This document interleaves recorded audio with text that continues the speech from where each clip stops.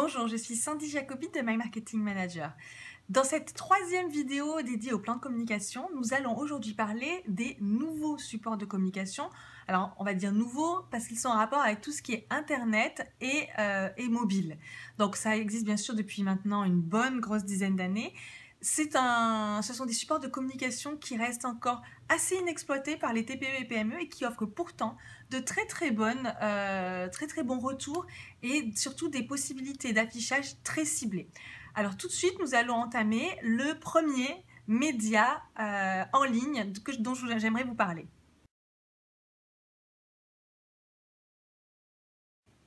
Premier média en ligne que vous pourriez utiliser, ce sont les blogs et la presse spécialisée en ligne. Alors, sur les blogs, vous avez la possibilité notamment de faire de la publicité sur des blogs très spécialisés qui sont susceptibles d'être lus par votre audience. La publicité peut prendre plusieurs formes. Cela peut être bien entendu des bannières auxquelles on pense le plus souvent, mais également ce qu'on appelle des posts sponsorisés. Dans ce cas, vous allez vous mettre en relation avec le rédacteur ou les rédacteurs qui tiennent le blog pour leur proposer de monétiser leur contenu, c'est-à-dire en échange d'une contrepartie financière, ils feront un article sur votre produit ou mettront en tout cas des liens qui dirigent vers votre site internet. Pour ce qui concerne la publicité en ligne, en général, les supports qui existent dans la presse traditionnelle existent également en ligne, où il y a également des journaux qui n'existent exclusivement que sur Internet. Faites la liste de ces journaux qui sont susceptibles d'être lus par votre audience et les personnes que vous souhaitez toucher, et renseignez-vous sur les possibilités de publication de publicité, c'est-à-dire les possibilités d'annonces sur ces sites. Bien souvent, elles permettent des affichages extrêmement ciblés et donc de réduire les coûts de publicité.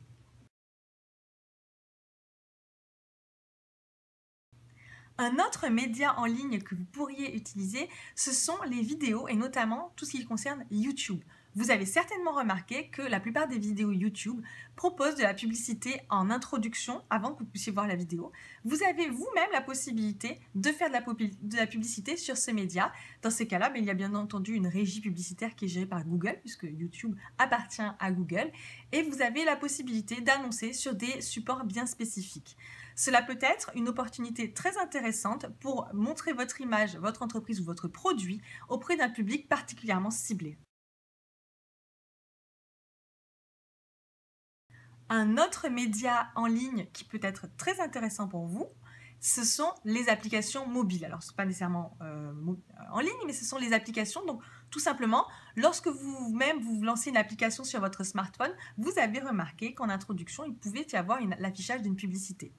Vous avez vous-même la possibilité de le faire pour pouvoir annoncer également, dans ce cas-là, auprès d'un public particulièrement ciblé. Les personnes qui commercialisent, ou du moins qui gèrent les applications mobiles, sont parfaitement capables de vous dire quel est le profil des utilisateurs et donc de vous proposer un affichage optimisé par rapport à l'audience que vous souhaitez toucher. Enfin, comment ne pas parler des réseaux sociaux qui restent des médias, on ne va pas dire nouveaux médias, mais des médias aujourd'hui à part entière que vous pouvez largement exploiter pour pouvoir toucher votre audience. Qu'il s'agisse de Facebook, de Twitter, de LinkedIn ou encore d'Instagram, il vous offre une panoplie très vaste de critères de ciblage et de reciblage puisqu'il est également possible de faire ce qu'on leur appelle du retargeting notamment sur Facebook pour pouvoir toucher des utilisateurs, des visiteurs de votre site internet, des personnes qui aiment déjà votre page ou tout simplement des personnes qui ne vous suivent pas encore. Les médias sociaux vous permettent d'atteindre toutes sortes d'objectifs en termes de notoriété, de trafic ou de conversion. À vous maintenant de vous renseigner et de vous former ou de demander à des experts de vous aider car cela offre vraiment des opportunités et des possibilités multiples en termes de ciblage et en termes de retour. Alors, lequel de ces médias choisir? Eh bien, en fait, aujourd'hui, il est plutôt conseillé de miser sur plusieurs médias. Vous n'avez pas un seul contenu, mais plusieurs contenus ou plusieurs messages à faire passer et pas nécessairement au même moment, aux mêmes personnes. Dans ces cas-là, nous vous recommandons de miser sur une stratégie que l'on va appeler omnicanal. À chaque canal, à chaque support que vous allez choisir, vous allez vouloir diffuser un message, une image ou du moins un contenu différent.